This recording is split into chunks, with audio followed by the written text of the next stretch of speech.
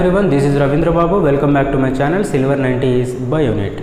In this part of videos of molecular basis of inheritance, today we are going to talk about the DNA replication in eukaryotic organisms. Just in brief, by discussing the differences between a prokaryotic replication and a eukaryotic replication. Because except these differences, the mechanism of replication in both prokaryotes and eukaryotes is almost similar. So let us talk about those differences between the prokaryotic and eukaryotic DNA replication. First, if we come to a prokaryotic DNA replication, where the rate of replication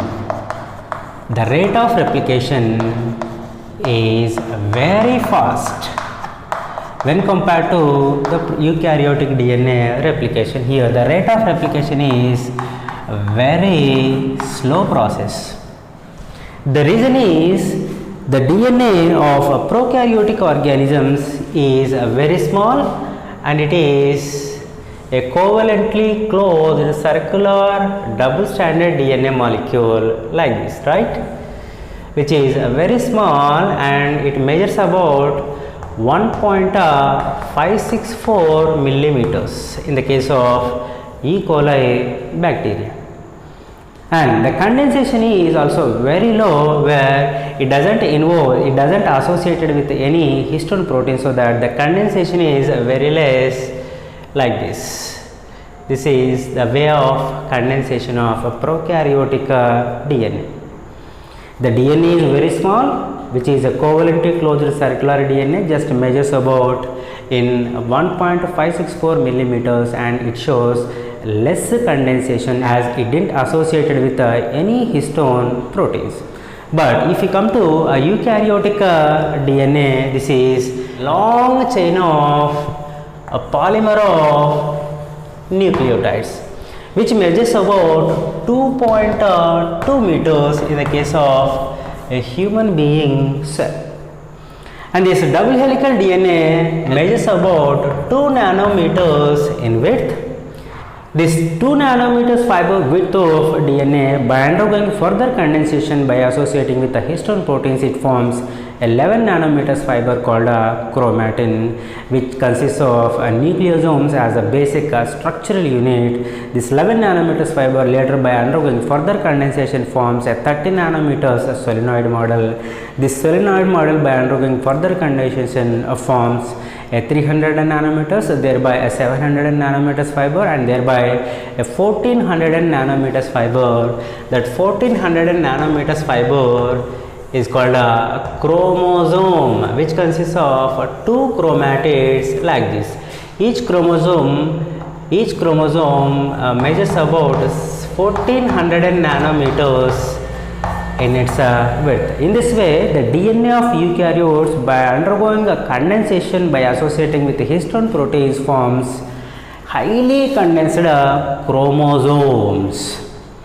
Thereby, the uncondensation of DNA during the interphase of a cell cycle and unwinding of DNA, double helical DNA, for the initiation of replication takes much more time. The euchromatin region itself requires much more time, so that you can imagine how much time it would take for the replication of DNA in a highly repetitive heterochromatin region. Okay, that's the reason why the process of replication takes much more time, and so that the rate of replication is very slow here.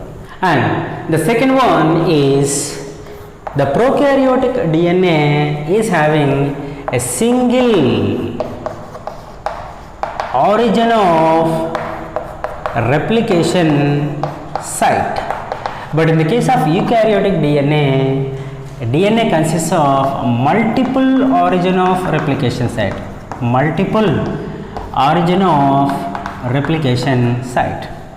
This is the prokaryotic DNA, which consists a single origin of replication site, wherein the process of replication gets initiated. But in the case of eukaryotic DNA, you can find the many origin of replication sites like this. These are the many origin of replication sites. This is a replication bubble I am drawing here. nothing but these are the origin of replication sites, that is. And in the case of prokaryotic DNA, the prokaryotic DNA consists of a single replicon. What is this replicon? The replicon is the part of DNA which is being replicated by a origin of replication site. According to this, in the case of prokaryotes, which consists of single origin of replication site and which replicates the entire DNA, so that the entire DNA of a prokaryotic organism should be considered as a replicon.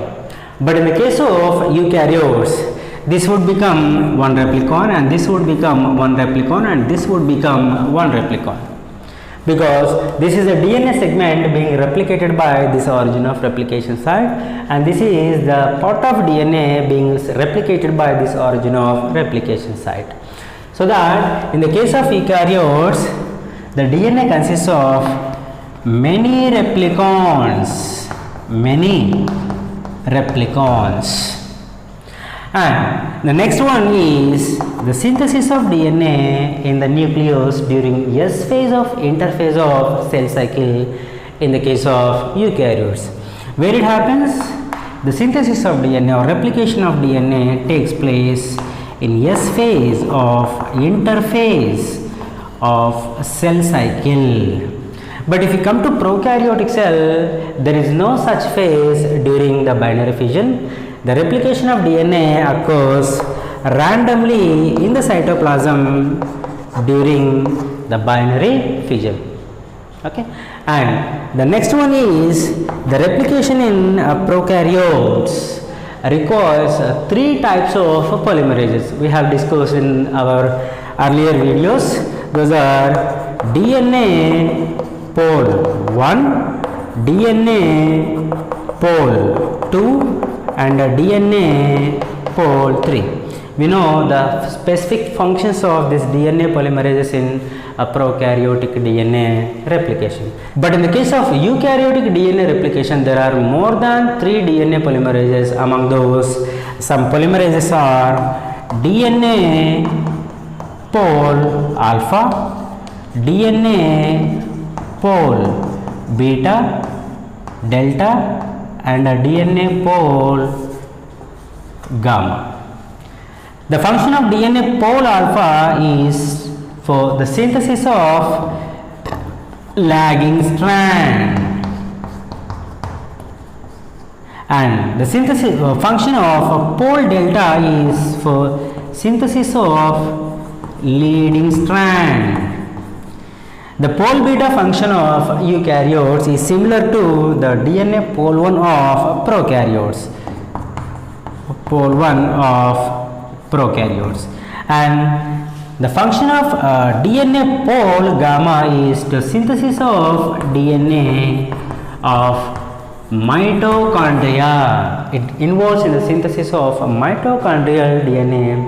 Along these, there are several types of DNA polymerases which includes in the replication of eukaryotic organisms. And the next one is, in the case of prokaryotes, the replication is semi-conservative and semi-discontinuous and unidirectional. You know very well about semi-conservative model of DNA replication, where the two daughter DNA molecules conserves a parental strand. That is what we call semi-conservative model of DNA replication, which is similar in both prokaryotes and eukaryotes. And semi-discontinuous means on the replication fork, one strand involves in a continuous replication and then other strand involves in a discontinuous replication. To that what we call semi-discontinuous replication. And third one is unidirectional. The replication is unidirectional. Say suppose in prokaryotes the replication is unidirectional, means the replication of DNA occurs on one side of the replication fork like this. Another strand gets synthesized on the same direction like this. This is what we call DNA replication in unidirectional way. The replication of DNA occurs on only one side of the replication bubble. And if we come to eukaryotic DNA replication, where replication occurs on both sides of a replication bubble. Say suppose for example, this is the discontinuous synthesis on one side of the replication bubble, and this is the continuous synthesis on the replication bubble on one side. In the same way, on the other side of the replication bubble also you can find a continuous replication in one direction and a discontinuous replication on another direction. That means the replication occurs on both sides of the replication bubble, to which what we call bidirectional replication. So in the case of eukaryotes, it is semi-conservative, semi-discontinuous, but bidirectional. Remember this. And the last difference is the involvement of a special type of polymerases called telomerases. The eukaryotic DNA consists of highly repetitive sequences. For the replication of these highly repetitive sequences, it requires a special type of enzyme other than the DNA polymerases. Those are telomerases, which involves in the synthesis of DNA or replication of DNA in the region of telomeres, which present at the ends of chromosomes, which consists a heterochromatin region or highly repetitive sequences of DNA. But in the case of eukaryotes, as there is less condensation, so that it doesn't require any telomerases. No telomerases here. The last concept under the replication of eukaryotic DNA is the cell division and replication are highly coordinated processes. Whenever a failure occurs during cell division after the replication of DNA, that may lead to formation of polyploid cells. Let me discuss how polyploid cells forms if a failure occurs in cell division after the replication.